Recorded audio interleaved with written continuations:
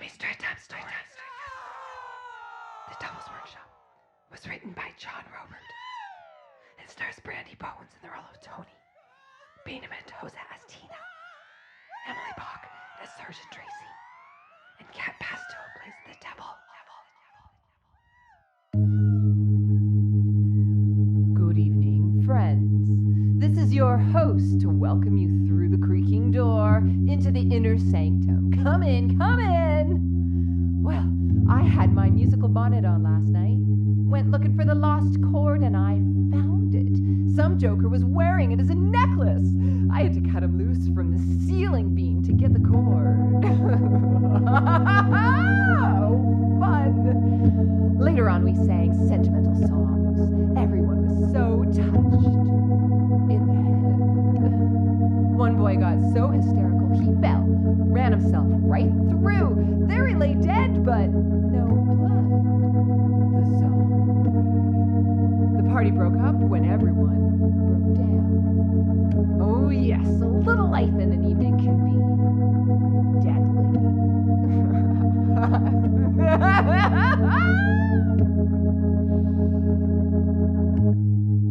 Tonight's story was specially devised to get you used to the coming winter chill. Just try to shrug it off, I dare you.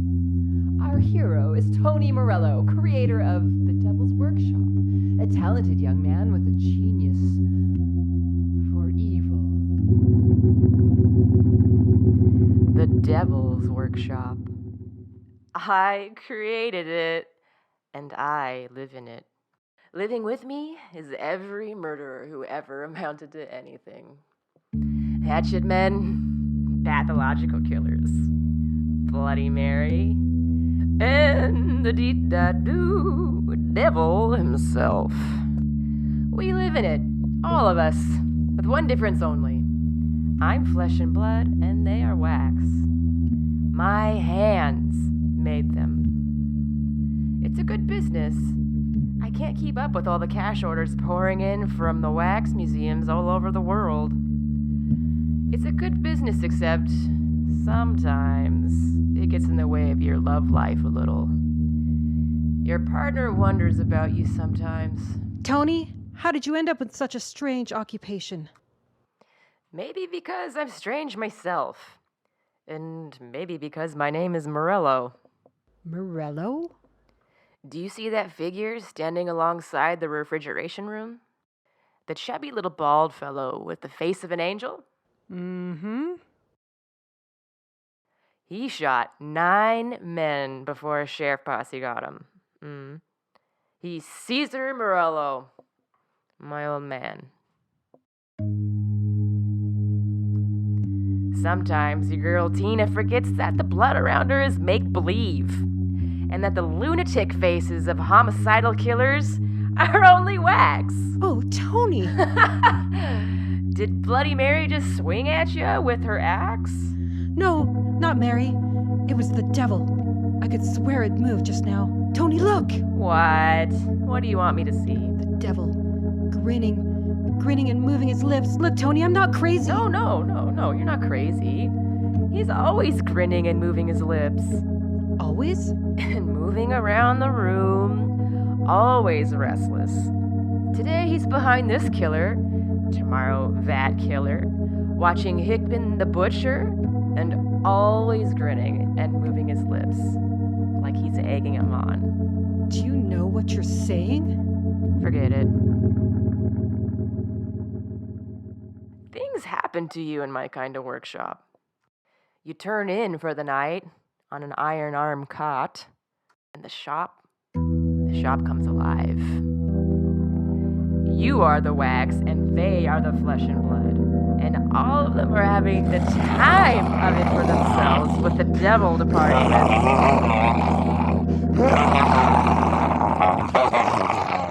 Wake up, and there he is, behind someone else for the day.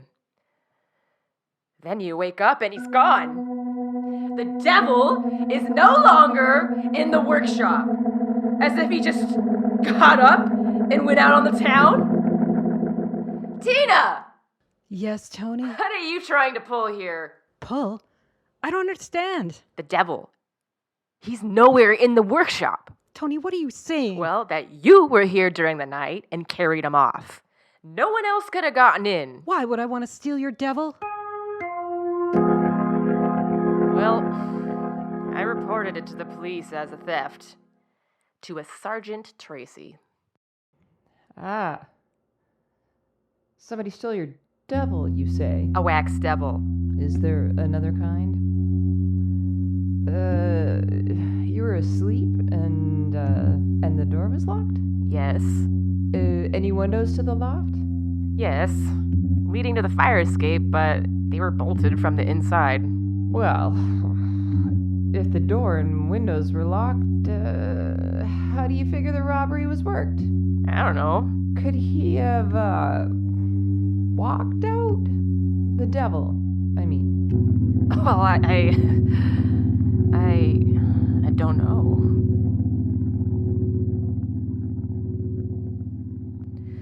I returned to the workshop by the way of the docks. Just a door or two away from the workshop, a man stopped me. A man in black. Black as if he was wearing the night around him. He wore a hood, and just under were his hollow eyes. Lights bouncing off of them like two glass marbles. Do not cry, or I'll kill you. Are you gonna rob me? No, I'm going to commission you. Commission me? You, Tony Morello, Yes? where is your workshop? 2 doors down. I came to you because of your genius with your hands. You want a figure? No, just a face. A face for me. You see, I have no face. I mean, not an adequate one. In the workshop, those eyes gleaming from the holes in the hood. They turned onto me. Sit down while I unmask. Sit down. It may be a shock. I'm not pretty. Every day I see things that are not pretty to see. Very well then, look! Where's your face? All that there is, you see. Well, you're just a skull. Like death. I can breathe. But they're holes. I can eat and talk. But your mouth is just a slit. No lips. And no flesh. Like your face was eaten away. It was eaten away. It was... how?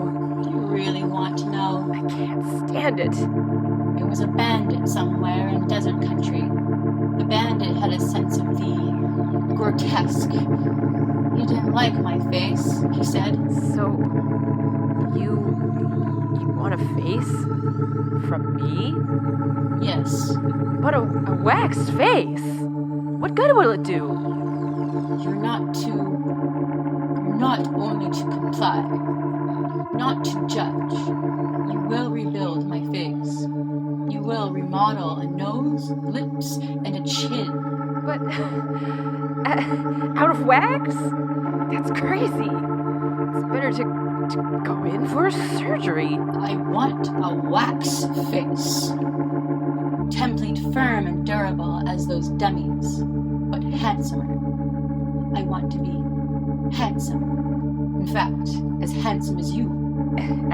As me? Yes, make my face in your likeness. Well, why do you keep staring? You could be the wax devil. You have a lively imagination. Have I? And a perverse habit of staring.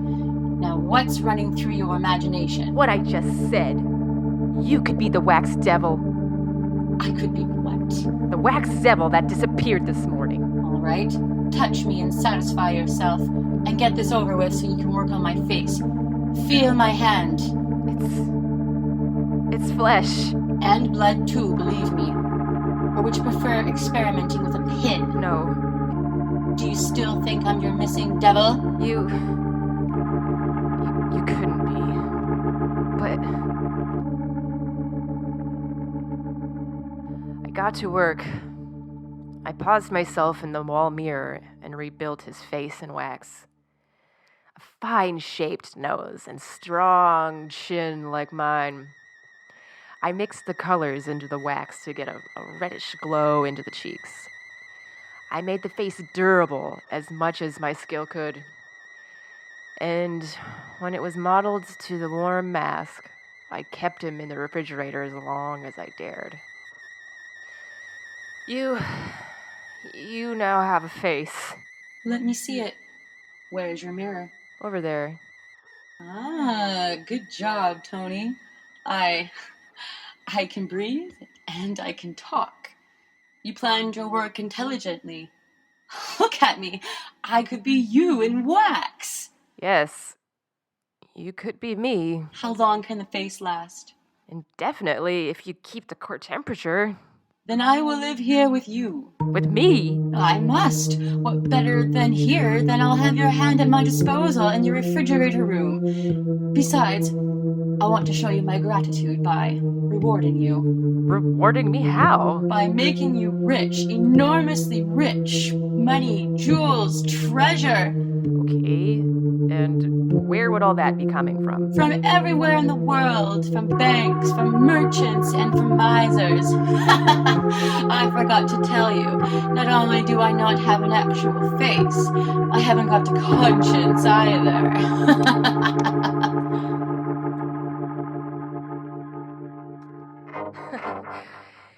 He was gonna steal it for me, is what he said. What he should have said is he was going to start stealing from me. Tina. I had a date with her, but she hadn't showed up. I waited half the night, and she never came. The next day when she dropped by into the shop, I landed on her. So, what changed your mind? Changed my mind? We had a date last night. I waited for you, but you didn't show up. I didn't? You're insane. We kept our date. Wait, what? We kept our date. And we had fun for the first time in weeks. We had fun. I even fell in love with you all over again. What did we do? You don't remember? Tony, what's the matter with you? Never mind. What did we do? There was an open-aired movie. We drove into the country. We sang, we joked. We parked in Lover's Lane. Tony, what is it? What's come over you? Well, you were out all right last night, Tina. But not with me. You're out joyriding with the devil.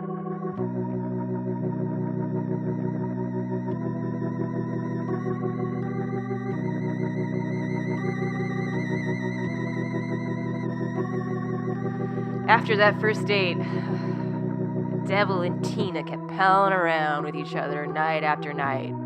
Dates every night. And Tina's smiling like she just discovered herself while she was having the time of her life. Even after she found out that he was just a ringer for me. She preferred him. I couldn't talk her out of it. I couldn't beat it out of her. Tony! Tony! I'll knock some sense into you if I have to kill you. Quit dating that freak. No right to order me. He's the devil. Only in your crazy head. He's warm and real and even tender. His face is worthless wax. Light a match to it and it will melt away. He told me how that happened, the terrible way he was mutilated. I cried, Tony. I wasn't repelled. I just cried for him. Well, you went for his gag. He invented that horror story about his face. And if he didn't? And if he didn't? It doesn't make any difference. Nothing makes any difference to me. Even if he's the devil?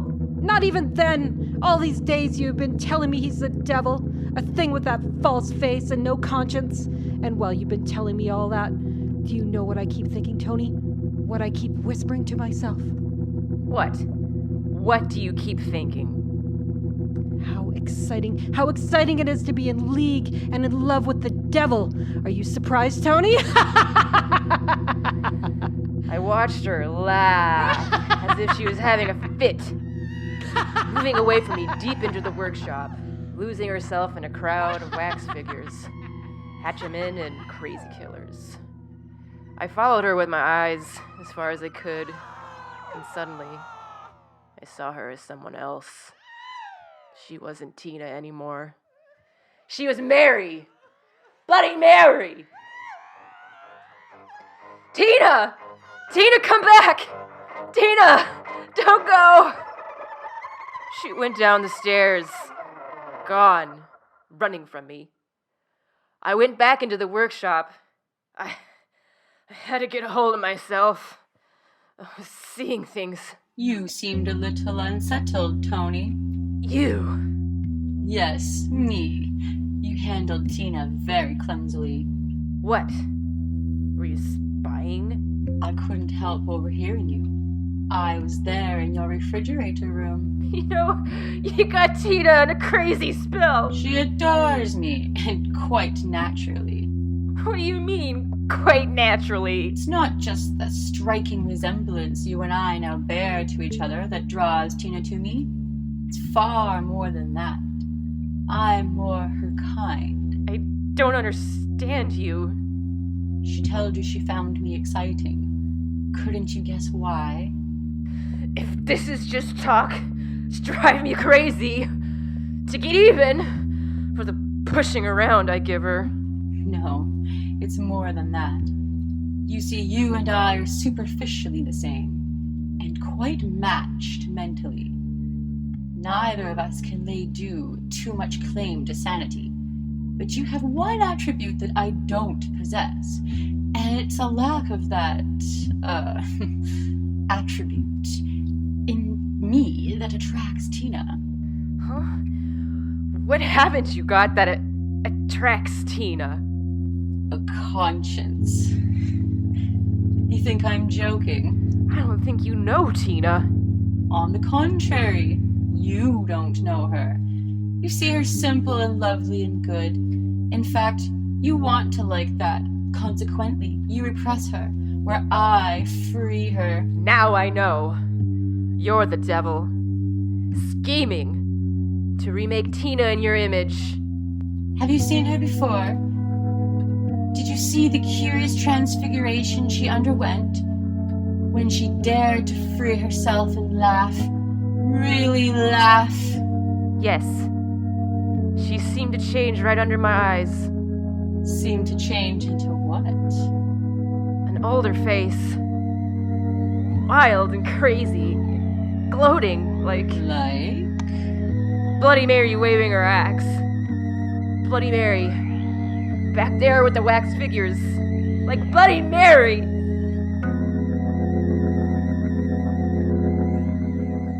That night, I crept along after him, the devil and Tina as an observer.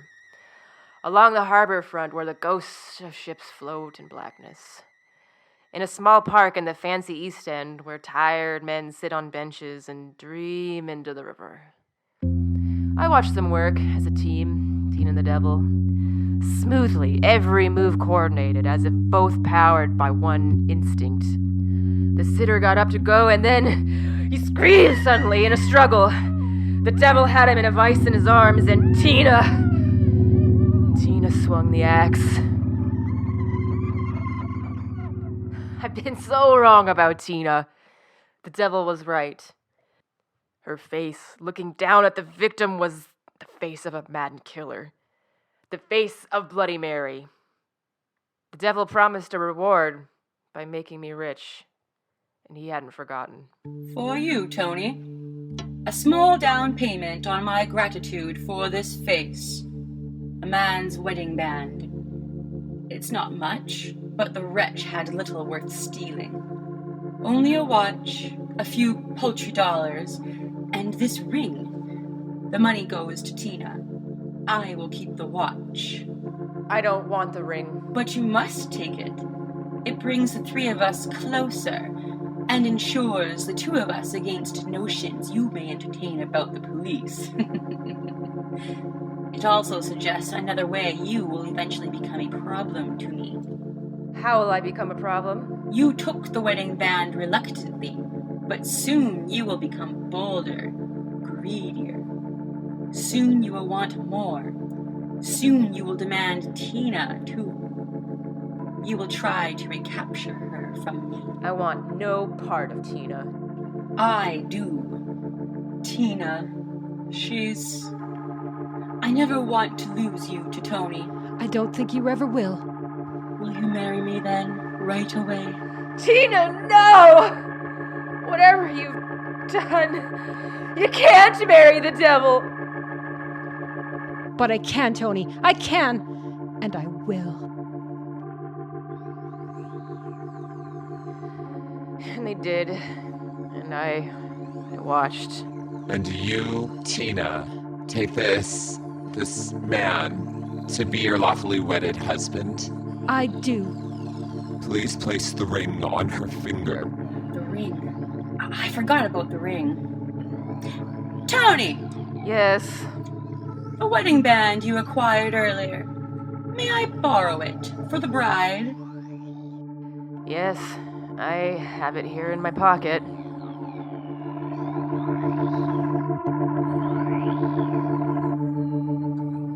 It was a beautiful ceremony. You don't think so, Tony? It was a nightmare. You're bad company for honeymooners. Drop us in the nearest motor court and then be on your way. Be on my way? Yes, we will manage without you. Nicely. I dropped them off at the motor court, but I didn't go on my way. Not a chance. I pulled the car to the side, shut the lights, and I tried to think. I tried to crawl into my brain and force one idea. One idea! The devil could have Tina, but he couldn't wear my face. I thought about that and the idea grew. His power over me with my face. I was mixed up about everything, but this one idea was the clearest thing I understood. The devil could not wear my face any longer. Not if I wanted to hold on to the one thing I still had, a conscience. I crept into their cabin, very noiselessly. Tina had dropped off in the chair. He was on the bed, breathing heavily. I lit a torch I made of paper and twigs. With my knee in the pit of his stomach and one hand like a steel vice on his face, I held the blazing torch. He wakened but laid helpless, making whimpering sounds. I watched first his chin, and then his cheeks. Thin little ribbons of hot wax running down his body and onto me. Oh, Tony! Tony, stop! Stop! Look, Tina! Look behind his face! Look at your bridegroom now! Let go of me! Tina! Let go! You'll be burned to a crisp!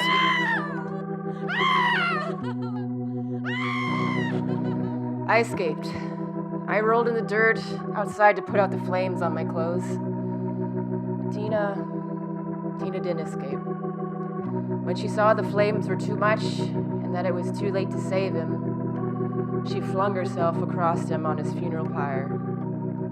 The last thing in my ears as the cabin began to fall were her screams.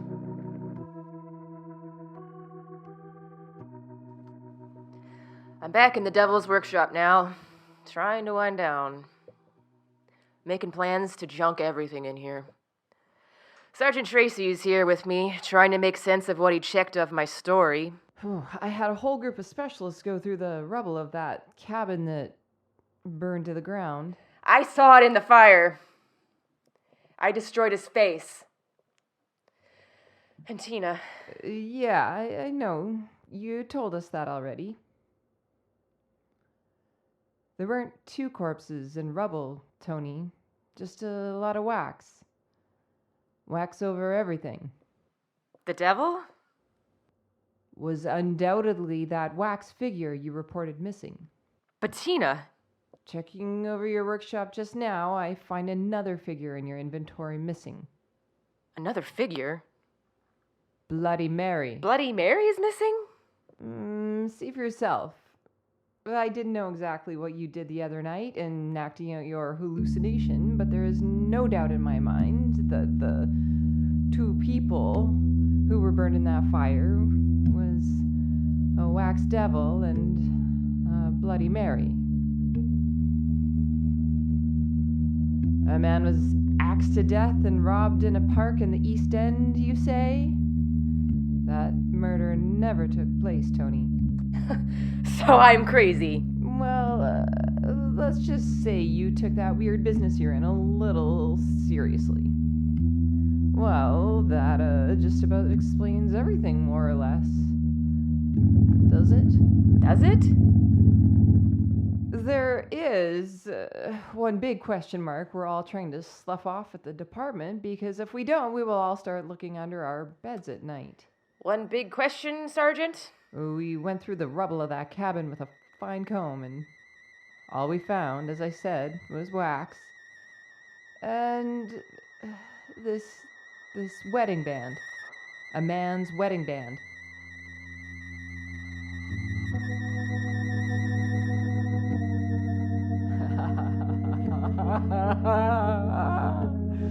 I hear there's a sign outside a certain workshop that reads, "For sale, owner gone off, permanently. You can buy in cheap, anybody. A small down payment, a wax dollar, say, with your mind as security for the balance of your sanity." So the blazing lover's triangle finally boiled down to just Tony. Imagine all that wax and no candle wick. As a close friend of mine remarked to his keeper, make a rental service out of your face and you're liable to get it in the neck. Good night. Pleasant dreams.